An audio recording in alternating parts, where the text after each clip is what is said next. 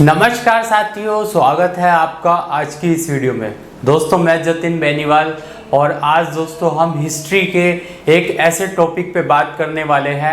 जब कभी भी आपने हिस्ट्री को छानने की कोशिश करी है या हिस्ट्री को पढ़ने की कोशिश करी है तो कहीं ना कहीं उनका जिक्र इसमें हुआ है।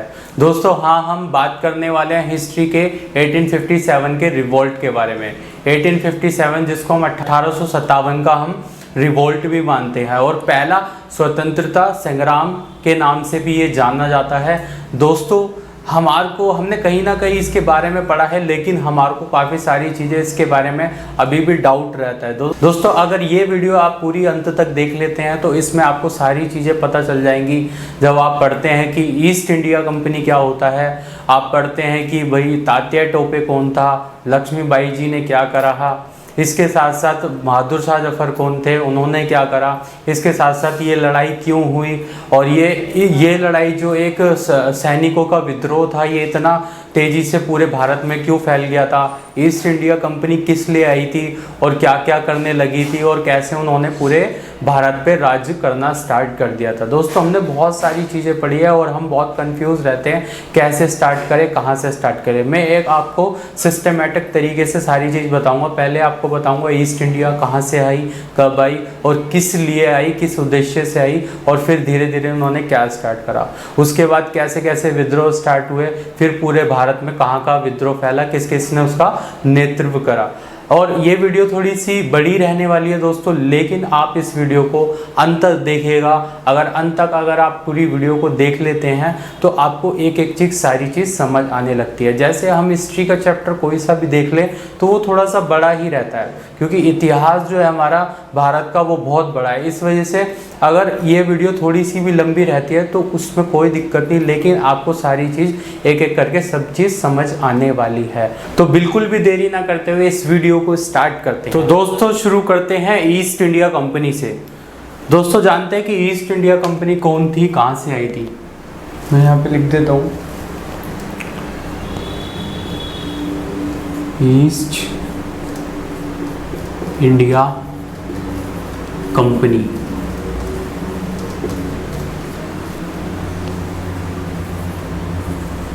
दोस्तों ईस्ट इंडिया कंपनी की शुरुआत हुई थी। ईस्ट इंडिया कंपनी दोस्तों आई थी इंग्लैंड से, जो कि व्यापार करने आई थी, एक स्पाइसेस का व्यापार करने आई थी, मसालों का, जो वहाँ पर बहुत ज़्यादा दुर्लभ उस टाइम माना जाता था। उस टाइम मसालों के साथ साथ कॉटन, सिल्क और डाई, इन सब का भी व्यापार ये लोग करने आए थे। तो ये लोग 24 अगस्त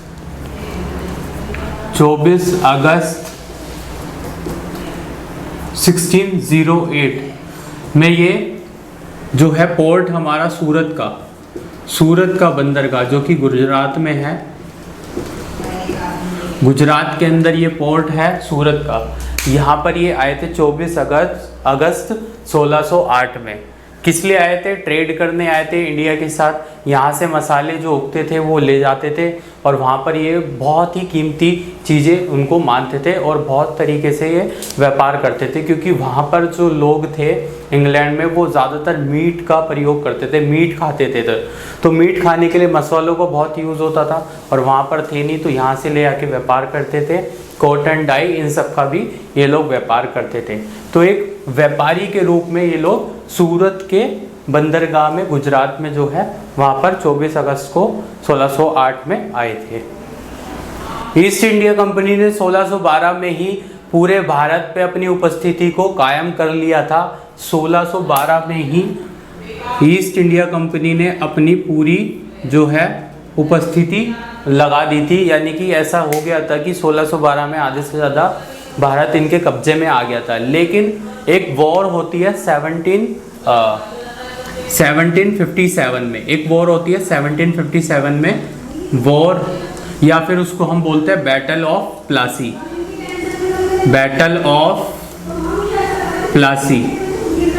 जो प्लासी में बैटल हुई थी उसको बैटल ऑफ प्लासी के नाम से जानते हैं, जो कि 1757 में हुई थी। और ये जो युद्ध हुआ था ये हुआ था सिराजुद्दौला के अगेंस्ट, यानी कि सिराजुद्दौला जो वहाँ का नवाब माना जाता था, बंगाल का नवाब जिसे कहते थे सिराजुद्दौला को, उनके अगेंस्ट ये जो है ईस्ट इंडिया कंपनी ने बैटल करी थी। और इसके साथ साथ जो है रॉबर्ट क्लीफ करके जो एक थे ईस्ट इंडिया कंपनी की तरफ से जो इसको लीडरशिप दिखा रहे थे, वो रॉबर्ट क्लीफ थे जो इनसे लड़ रहे थे। और इस बैटल में जो है ईस्ट इंडिया कंपनी सफलता हासिल करी और जीती इससे। इसके साथ साथ जो है आसपास के जो क्षेत्र थे उसमें भी ईस्ट इंडिया कंपनी का बहुत ज़्यादा दबदबा बना, वहाँ पर भी कुछ क्षेत्रों में इन्होंने कब्जा करा 1757 में।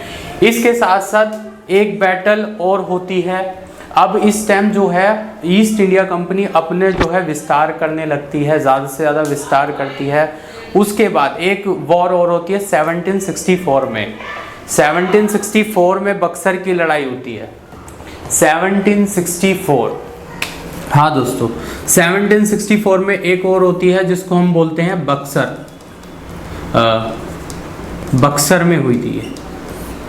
बक्सर में एक लड़ाई होती है, ठीक है, बक्सर में लड़ाई होती है। बक्सर की लड़ाई में समेकित हुई जब ईस्ट इंडिया कंपनी ने सेना ने मुल्क सम्राट शाह आलम द्वितीय को हराया। इसमें सम्राट को हराया अपनी, ठीक है, मुगल सम्राट शाह आलम।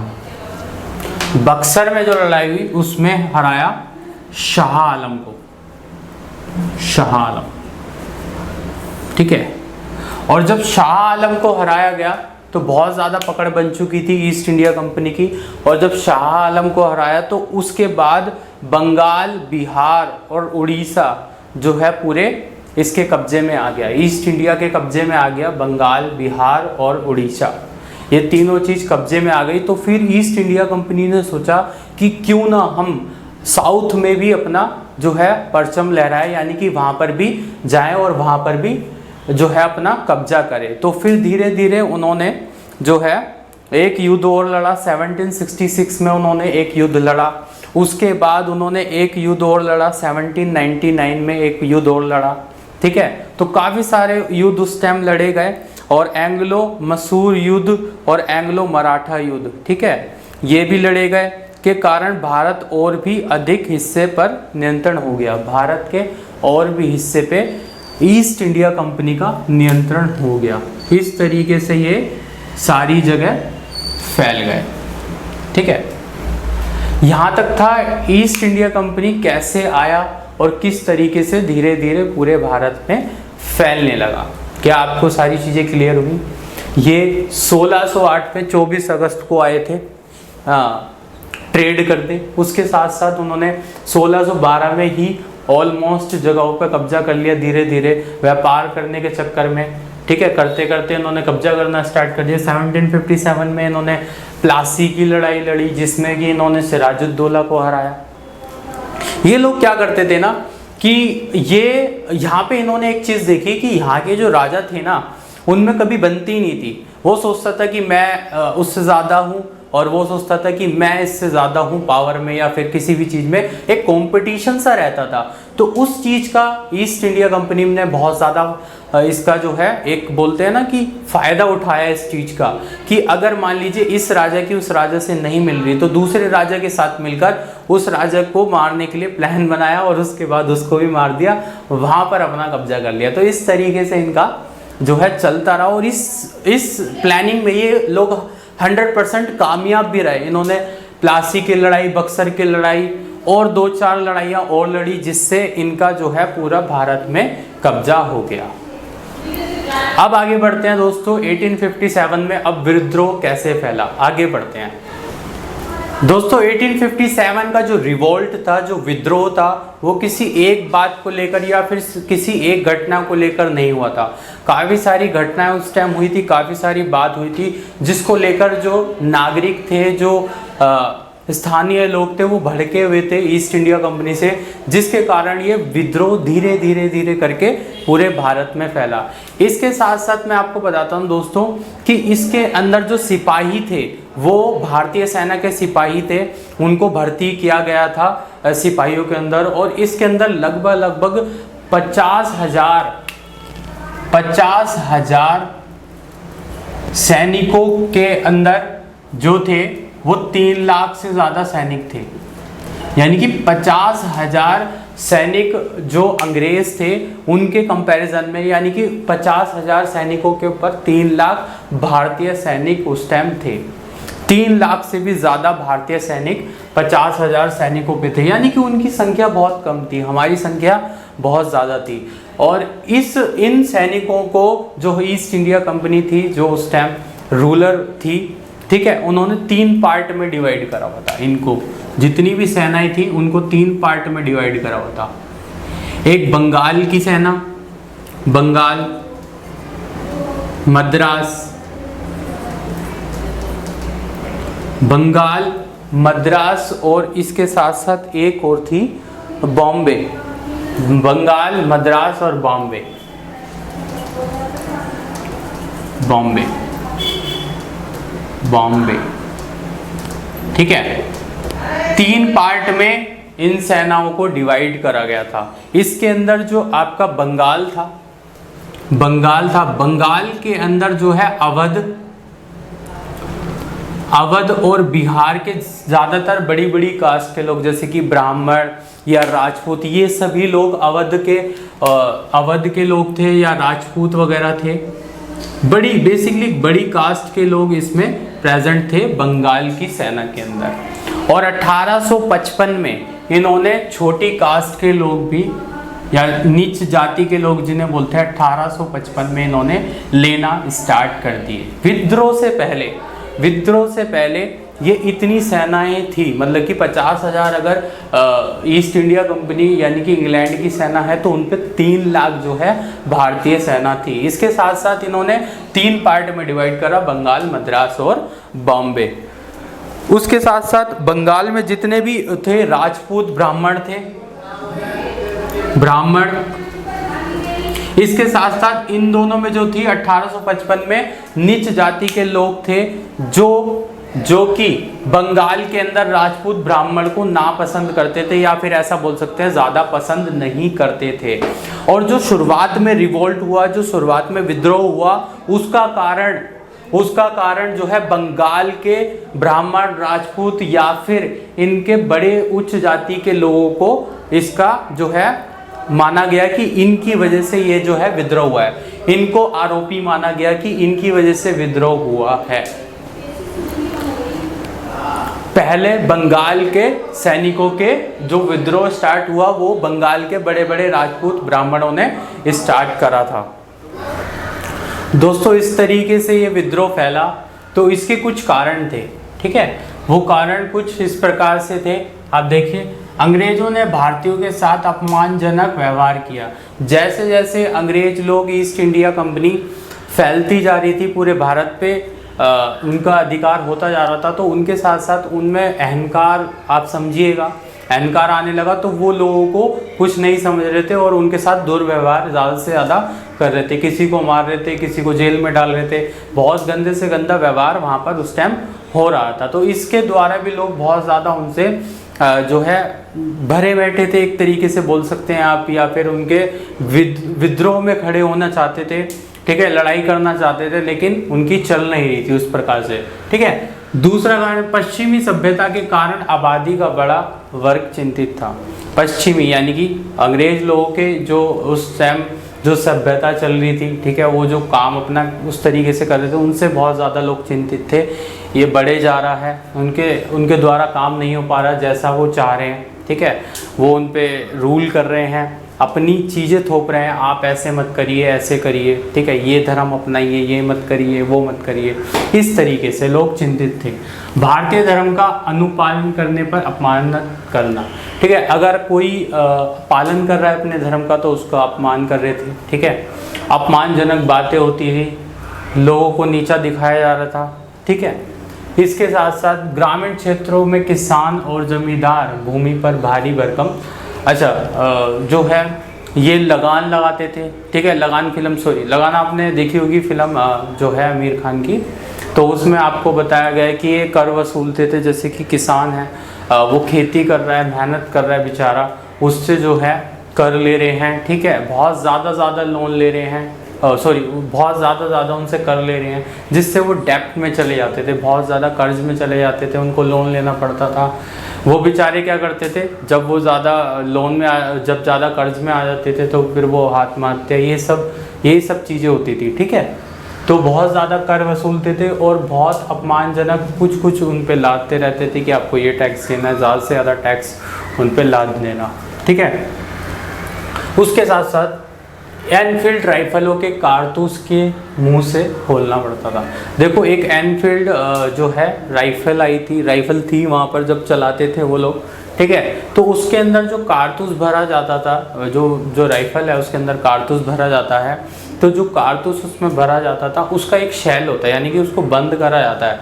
ठीक है, और जो उसका जो कारतूस को जो ढका जाता है, जैसे कि मैं आपको बता, जैसे ये एक मान लीजिए कारतूस है। ठीक है, इस तरीके से, और यहाँ से इसको बंद करने के लिए ताकि ये धूप ताप बारिश वारिश से बचा रहे, तो इसका एक शैल बनाते हैं। ठीक है, शैल जब बनाते हैं तो इन्होंने जब वो शैल बनाया तो यहाँ पे जो ढक्कन है, ये जो ढक्कन मुंह से खोलना पड़ता है। ठीक है, जब मुंह से खोलना पड़ता है वैसे, तो फिर क्या होता है, यहाँ पर जो है मांस से बनाया जाता है, ये गाय के और सूअर के मांस से बना दिया गया, जिसकी वजह से सिपाही जो लोग थे, जो हिंदू धर्म के लोग थे, उन्होंने सोचा हमारी धार्मिक भावनाओं के साथ खेला जा रहा है। ठीक है, धार्मिक भावनाओं के साथ खेला जा रहा है, इसको मुंह से हम कैसे खोल सकते हैं जब ये, ठीक है, इसको गाय के मांस से हमने पूजा है, तो इस तरीके से धार्मिक को लिया गया। ठीक है, यहाँ पे हिंदू और मुसलमान जो हैं इसके विद्रोह में आ गए। ज़्यादातर सैनिक लोग इसको नकारने लगे कि हम ऐसा नहीं मानेंगे। ठीक है, मार्च 1857 को नई राइफल के प्रयोग के विरुद्ध मंगल पांडे जी सबसे पहले खड़े हुए। ठीक है, और मंगल पांडे जी उस टाइम 29 वर्ष के थे, 29 ईयर थी उनकी, और वो बंगाल, जो मैंने आपको बताया 3 कैटेगरी होती है, बंगाल, मद्रास और बॉम्बे, तो वो बंगाल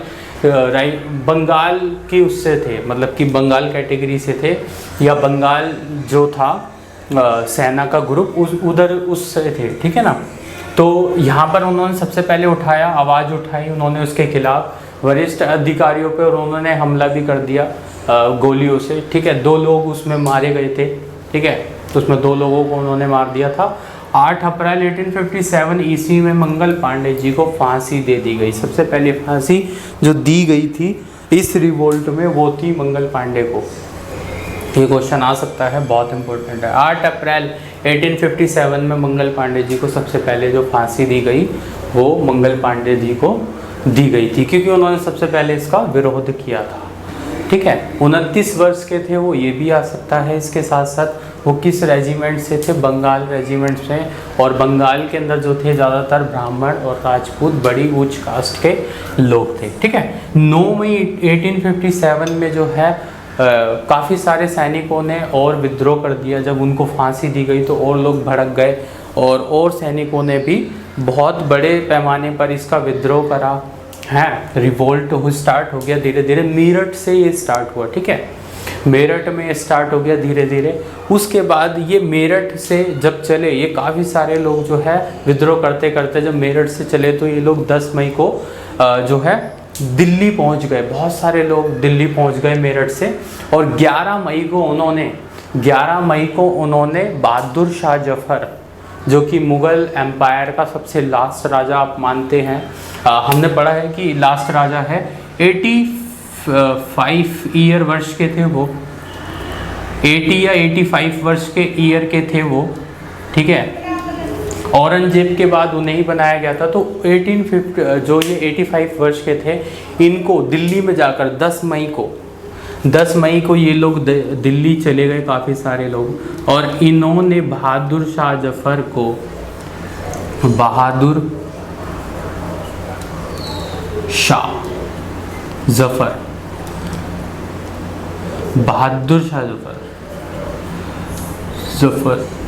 को अपना नेता या भारत का नेता घोषित कर दिया, सम्राट घोषित कर दिया कि ये हमारे नेता है। 10 मई को गए और 11 मई को उन्होंने बहादुर शाह जफर को जो है नेता घोषित कर दिया कि ये हमारा नेता है। लेकिन कुछ दिनों बाद ही जो वहाँ का जो था ईस्ट इंडिया कंपनी का जो लीडर था उन्होंने इनको गिरफ्तार कर लिया।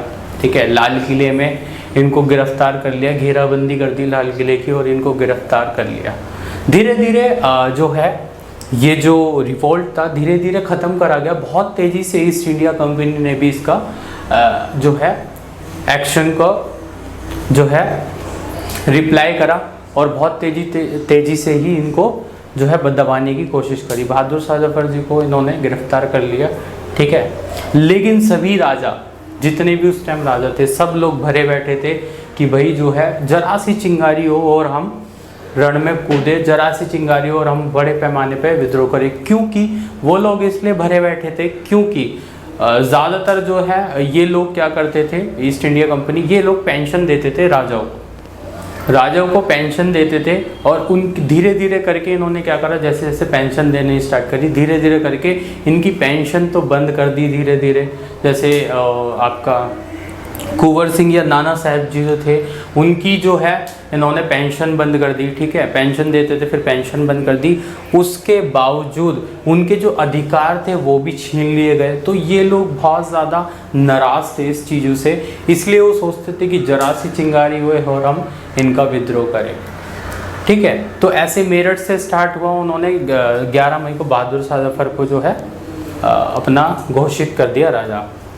ठीक है, और इसके साथ साथ मैं आपको बताना चाहता हूँ जो लक्ष्मीबाई थी, जो रानी लक्ष्मीबाई थी जो झांसी से थी, आपने काफ़ी बार सुना होगा, उनको मर्दाना भी बोला गया है इस रिवोल्ट के अंदर। बहुत ज़्यादा नाम है, आपने कहीं ना कहीं उनका सुना होगा। ठीक है, तो रानी जो झांसी की थी रानी लक्ष्मीबाई, उन्होंने क्यों इसमें पार्टिसिपेट करा, उनका कारण ये था कि उस टाइम जो था एक लॉर्ड डलहौजी करके था।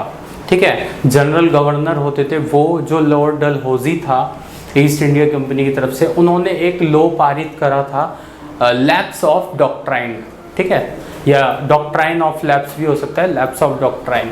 इसका मतलब है कि अगर कोई एक रानी है उसका राजा नहीं रहा, या वो अकेली रानी है, ठीक है, उसका राजा नहीं रहा, तो वो क्या करती थी, वो गोद ले लेती थी अपने एक लड़के को, बाहर से गोद ले लिया करती थी और उस लड़के को जो है अपने राज्य का उत्तरदायी बना देती थी।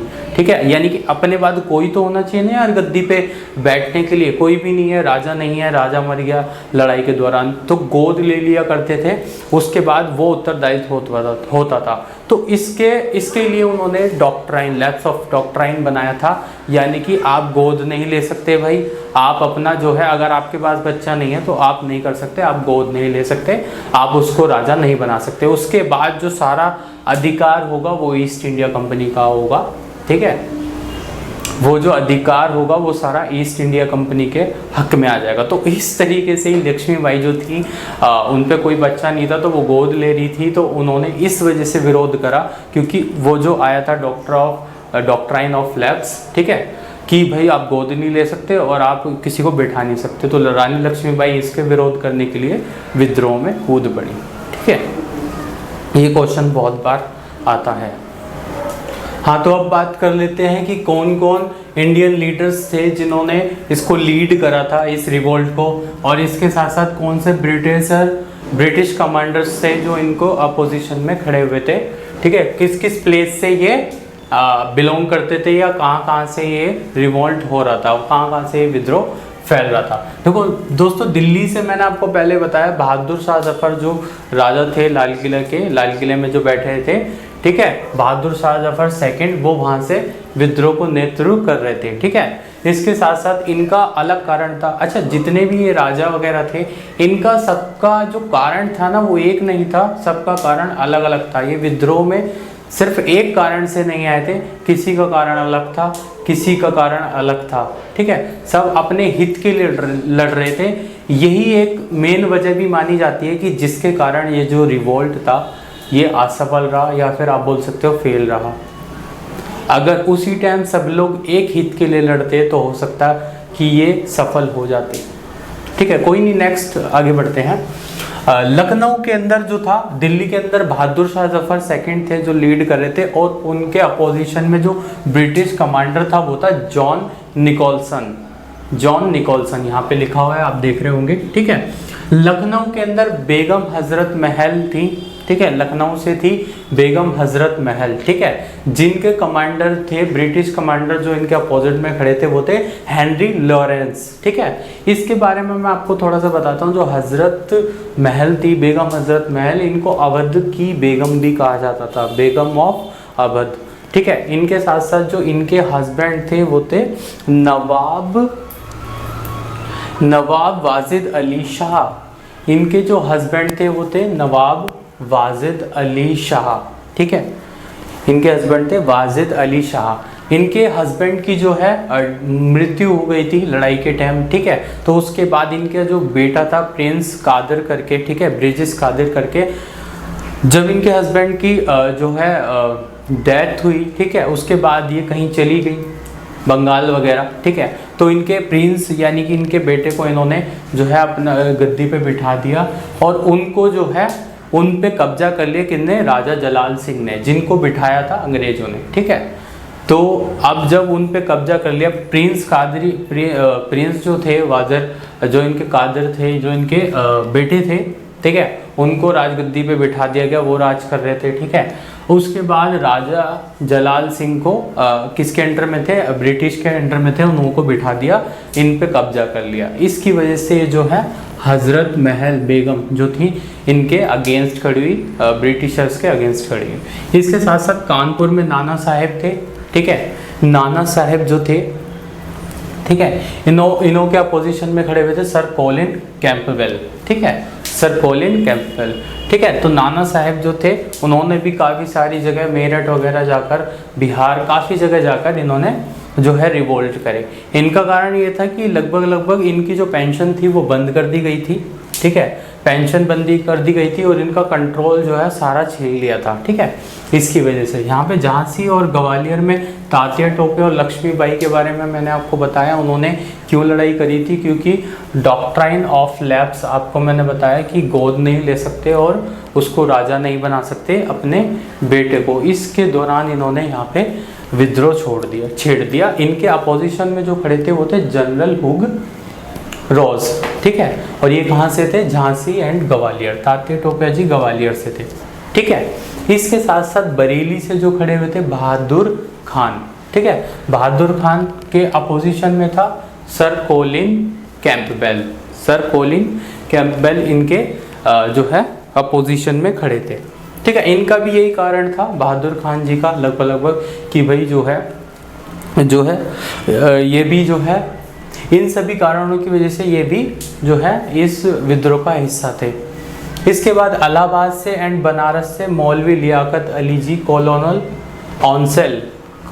ऑनसेल इनके अपोजिशन में खड़े थे, मौलवी लियाकत अली के, ठीक है। यहाँ पर बिहार के अंदर कुंवर सिंह जो कि विलियम टेलर इनकी अपोजिशन में खड़े थे। यानी कि जो क्वेश्चन पूछे जाते हैं, क्वेश्चन जो आते हैं एग्जाम्स में, वो यहाँ से भी आते हैं कि इनके अपोजिशन में कौन था या फिर इनके अगेंस्ट कौन था ब्रिटिश कमांडर, और इंडियन लीडर्स में भी आते हैं कि ये क्या थे, किस वजह से इन्होंने लड़ाई करी। इसके साथ साथ ये कहाँ से बिलोंग करते हैं, ठीक है, ये कहाँ से बिलोंग करते हैं। तो हम आगे बढ़ते हैं। ये बहुत मेन टॉपिक है, आप इसको लिख लीजिएगा या फिर आप इसको समझिएगा बहुत अच्छे से, ये ज़रूर आने वाला है और इसके ऊपर क्वेश्चन ज़रूर आते हैं, ठीक है। अब हम नेक्स्ट टॉपिक आगे बढ़ते हैं। नेक्स्ट टॉपिक बहुत ज़्यादा इम्पोर्टेंट होने वाला है कि ये जो विद्रोह था, हमने बताया कि कैसे कैसे ईस्ट इंडिया कंपनी आई, ईस्ट इंडिया कंपनी ने अपना विस्तार कैसे करा, ठीक है, कैसे ये विद्रोह धीरे धीरे फैला, क्या कारण थे विद्रोह के, किन किन लोगों ने इसे लीड करा, किन्होंने अपोजिशन इसके खड़े हुए, ठीक है, कहाँ कहाँ से ये लोग बिलोंग करते थे, कहाँ कहाँ से इन्होंने लीडरशिप दिखाई इस रिवोल्ट के अंदर। लेकिन सबसे मेन चीज़ है कि ये जो विद्रोह था, ये विद्रोह फेल क्यों हो गया। नेक्स्ट टॉपिक में बात करती है। चलिए आइए जानते हैं कि इसको फेल होने का क्या कारण था, किस वजह से ये विद्रोह बहुत ज़्यादा फेल हुआ और क्या इसके पीछे ये कारण रहे। आइए जानते हैं। देखिए दोस्तों, सीमित विद्रोह देश का बड़ा हिस्सा इसमें प्रभावित था। यानी कि ये जो रिवोल्ट हो रहा था, ये जो विद्रोह हो रहा था, ये बहुत कम क्षेत्र में हो रहा था, यानी कि आधे से ज़्यादा लोग इसमें अप्रभावित थे या फिर हिस्सा ही नहीं लिया था उन्होंने। आधे से ज़्यादा लोगों को पता ही नहीं था कि क्या हो रहा है, ठीक है, विद्रोह हो रहा है या नहीं हो रहा। अगर पता भी था तो उन लोगों ने इसमें हिस्सा ही नहीं लिया, जिसके कारण ये जो है विद्रोह धीरे धीरे कमज़ोर होता गया। इसका दूसरा कारण ये था, विद्रोह दोआब क्षेत्र में सीमित था, यानी कि दोआब यानी कि इस तरीके से था कि कुछ क्षेत्रों में हो रहा था, कुछ क्षेत्रों में कुछ पता ही नहीं था, यानी कि सारे लोग एकजुट नहीं हो पाए, जिसके कारण ये धीरे धीरे कम होता गया। इसके साथ साथ हैदराबाद, मैसूर या त्रावणकोर, कश्मीर या राजपूत जैसे जो ये थे उच्च जाति के वर्ग इसमें शामिल ही नहीं थे, ठीक है, आधे से ज़्यादा लोग इसमें शामिल ही नहीं थे, ठीक है। इसके साथ साथ कोई प्रभावी नेता नहीं था। जो अंग्रेजों की तरफ, जो ईस्ट इंडिया की तरफ था, उसका एक प्रभावी नेता था, वो एकजुट होके काम कर रहे थे, यानी कि एक बड़ा नेता था, उसके तरीके से ही सब लोग चल रहे थे। लेकिन यहाँ पर in the respect of Indian leaders, Tatya Tope और लक्ष्मीबाई रानी लक्ष्मीबाई, ये सब लोग बहादुर तो बहुत थे, ठीक है, ये लीडर तो बहुत थे, ये बहादुर थे, लेकिन इसके साथ साथ इनके पास एक ऐसा नेता नहीं था। नाना साहेब, तात्या टोपे, ये सब लड़ भी बहुत रहे थे, लेकिन ये लोग इकट्ठे होकर काम नहीं कर पाए। आप ऐसा बोल सकते हैं, इकट्ठे होकर ये लोग प्लानिंग नहीं कर पाए, एक नेतृत्व नहीं कर पाए इस पूरे रिवोल्ट का। इसके साथ साथ सीमित संसाधन, यानी कि जो हमारे पे संसाधन थे, जो लड़ने के लिए जन धन बोलते हैं, ये हमारे पास रिसोर्सेस कम थे, ठीक है। इन द रिस्पेक्ट ऑफ जो है हमारा ईस्ट इंडिया कंपनी के पास जो सिपाही थे, जो उनके पास भरपूर मात्रा में राइफलें या फिर हथियार वगैरह लड़ने के लिए सारी पर्याप्त चीज़ें थी। हमारे पास वो संसाधन भी नहीं था, जिसके कारण भी काफ़ी ज़्यादा प्रभाव पड़ता है इसके ऊपर, ठीक है। उसके बाद मध्यम वर्ग की कोई भी भागीदारी नहीं थी। मध्यम वर्ग के जो लोग थे, इसके अंदर कोई उनकी भागीदारी नहीं था, इन्वॉल्वमेंट कोई भी नहीं था इसके अंदर। इसके बावजूद, यानी कि एक तो भागीदारी तो नहीं थी, इसके साथ साथ जो शिक्षित मध्यम वर्ग के लोग थे वो भी इसमें भागीदार नहीं थे। बंगाल में अमीर व्यापारी भी इसके अंदर भागीदारी नहीं थे। इसके बावजूद इन्होंने जमींदार और इनके जो बंगाल के अमीर व्यापारी थे और जो जमींदार थे, इन्होंने अंग्रेज़ों की हेल्प करी। इन्होंने किस दौरान?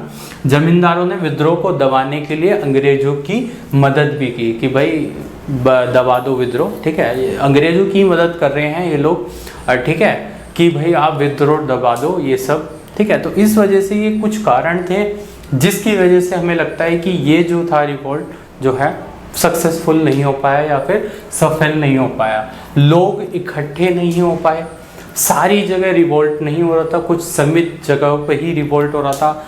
सारे जाति के लोग या सभी लोग इकट्ठा होकर नहीं आ पाए, साधन नहीं थे जिससे कि हम लोग लड़ते या फिर रिवोल्ट करते, साधन नहीं थे, लोग इकट्ठा नहीं थे। नेतृत्व करने वाले जो लोग थे वो अलग अलग अपने मोर्चों पर ही लड़ रहे थे, अपने लिए ही लड़ रहे थे, लेकिन इकट्ठे होकर एक चीज़ के लिए नहीं लड़े, ठीक है, ये कारण भी हो सकता है। और अपने ही लोग जो हमारे भारतीय लोग थे वो अंग्रेज़ों के साथ मिलकर, ठीक है, विद्रोह को दबाने की कोशिश भी कर रहे थे। तो इस तरीके से ये जो रिवोल्ट है सक्सेसफुल नहीं हो पाया या फिर सफल नहीं हो पाया। ये कारण बहुत बार पूछे जाते हैं एग्ज़ाम में, पूछा जाता है कि 1857 का जो विद्रोह था वो क्यों फेल हो गया, क्यों नहीं सफल हो पाए। अगर उस टाइम लड़ाई जो है उस टाइम हम सफल हो जाते तो आज हम कितना डेवलप होते, ये भी बहुत बार क्वेश्चन आता है। तो ये पूरा था कि इस तरीके से जो है नहीं हो पाए सफल हम। अब दोस्तों इस विद्रोह के बाद जो कुछ रिजल्ट्स आए, ठीक है, इसके बाद कुछ इसके रिजल्ट्स आए, वो रिजल्ट कुछ इस प्रकार थे। कंपनी शासन का अंत, यानी कि ये जो रिवोल्ट माना गया, ये जो विद्रोह माना गया, बहुत ही ज़्यादा महत्व दिया गया इसको कि यार ये बहुत ज़्यादा महत्व था इसका, ठीक है ना, क्योंकि इसका जो था इससे ईस्ट इंडिया कंपनी का अंत होने वाला था, ठीक है। इसकी वजह से इसके साथ साथ विद्रोह ने भारत में ईस्ट इंडिया कंपनी के शासक के अंत को चिन्ह करा, एक मार्क करा कि यार इस तरीके से ये जो है कि ये जो रिवोल्ट हो सकता है आगे भी, ठीक है ना, मार्क करा गया इसको। ब्रिटिश क्राउन का प्रत्यक्ष शासन, ठीक है। अब ये जो ब्रिटिश क्राउन था, ठीक है, जो राजा था, ब्रिटिश क्राउन जो रानी उस टाइम मानी जाती थी, ठीक है, उसका पूर्ण तरीके से पूर्णता उसका जो है राज्य आ गया, समझ लीजिए अब आ गया, ठीक है। लॉर्ड कैनिंग ने, ठीक है, जनरल था लॉर्ड कैनिंग, ठीक है, उनने 1 नवंबर 1858 को 1 नवंबर, ठीक है, 1 नवंबर 1858 को रानी के नाम पर उद्घोषणा कर दी इलाहाबाद के एक दरबार में। क्या घोषणा करी, क्या उद्घोषणा करी? पूरा भारत जो है, पूरा इंडिया जो है रानी विक्टोरिया के कब्जे में आ गया, उसके हाथ में आ गया भैया। यानी कि अब उसके बाद जो भी अधिकार लिए जाएंगे, सारा जो होगा वो विक्टोरिया के ही रानी के हाथ में रहेगा, ठीक है। भारत के धर्म और रीति रिवाजों पर उच्च ध्यान दिया गया, ठीक है, जिसमें सती प्रथा वगैरह इस पर ध्यान दिया गया और इसको हटाया गया। जो गलत चीज़ें थी हमारे जो है रिचुअल्स में, ठीक है, वो चीज़ें इन्होंने हटाई, ठीक है। सती प्रथा हो गई, और भी 2-4 चीज़ें थी वो हटाई इन्होंने, ठीक है, उस पर उच्च ध्यान दिया गया। भारतीय शासकों के अधिकार को मान्यता मिली, ठीक है, जितने भी अधिकार थे उनको दिए गए, भाई आप लो अधिकार, विद्रोह मत करना, ठीक है, अधिकार ले लीजिए, ठीक है, सारे अधिकार दिए गए, भारत शासकों के अधिकार जो थे वो दिए गए, ठीक है। गोद लेने की जो अधिकार था, जिसमें कि डॉक्ट्राइन ऑफ लैप्स हम फिर से पढ़ रहे हैं, और हमने पढ़ा कि जो गोद लेने के लिए मना कर दिया था, भाई गोद मत लो और उसके बाद आप जो है प्रिंस नहीं बना सकते, उस अधिकार को दोबारा पारित कर दिया गया। ठीक है यार, आप गोद ले लो और बना सकते हो प्रिंस, ठीक है, आप खुश रहो, इस तरीके से, ठीक है। सैनिकों का अनुपात बढ़ाया गया, अंग्रेज जो ब्रिटिश सैनिक थे उनको भी बढ़ाया गया, और जो इंडियन थे उनको भी, यानी कि सैनिक को और बढ़ाया गया ताकि आगे ऐसा विद्रोह ना हो, ठीक है। इसके साथ साथ सैनिकों को भी बढ़ा दिया गया, ठीक है। भारतीय प्रशासन रानी विक्टोरिया के हाथ में आ गए। भारतीय कार्यालय देश के शासन और प्रशासन को संभालने के लिए बना दिया गया, ठीक है। सारी चीज़ों पे बहुत अच्छे से ध्यान दिया गया, और एक मेन चीज़ थी, जो बंगाल का जो था पार्ट, जो बंगाल के सिपाही थे उनको एक तरीके से प्रभुत्व को, उनको जो लीडरशिप, उनको ख़त्म ही कर दिया गया कि भाई आपकी वजह से जो है विद्रोह फैला था, तो आपको पूरा ख़त्म ही कर दिया गया। बंगाल का जो पार्ट था, जो बंगाल का टाइप था, जैसे हमने 3 टाइप पढ़े थे, ठीक है, जो सिपाही थे बंगाल के, जिसमें उच्च वर्गीय लोग थे, उनको हटाई दिया गया, ठीक है, उनका प्रभुत्व खत्म कर दिया गया, ठीक है। इस तरीके से कुछ रिजल्ट आए। नेक्स्ट टॉपिक, हम लास्ट टॉपिक पढ़ लेते हैं कि इसका निष्कर्ष क्या निकला। देखो, सब चीज़ जब हम स्टोरी पढ़ते हैं या कुछ भी चीज़ पढ़ते हैं तो उसका एक निष्कर्ष निकलता है ना, यार ऐसा क्यों हुआ, क्या निष्कर्ष, ठीक है। तो एक लास्ट टॉपिक है निष्कर्ष, वो और पढ़ लेते हैं, इसके बाद जो है हमारा सारी चीज़ खत्म हो जाएगी टॉपिक, ठीक है। आइए दोस्तों, एक बारी कंक्लूजन पे नज़र डाल लेते हैं कि इसका कंक्लूजन क्या निकला, निष्कर्ष क्या निकला इस सब चीज़ का।